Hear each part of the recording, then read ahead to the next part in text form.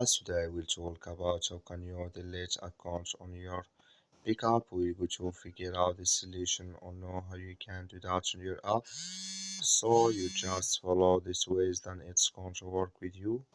So all you have to do, you just go down here, click in this sign down here. When you just click on it here, it's going to take you to this list. It's going to show for you like this here. So then all you have to do now, so you just go down here, you keep going down here, so then you come here to delete account, just click on it, then here you will follow all this here like this.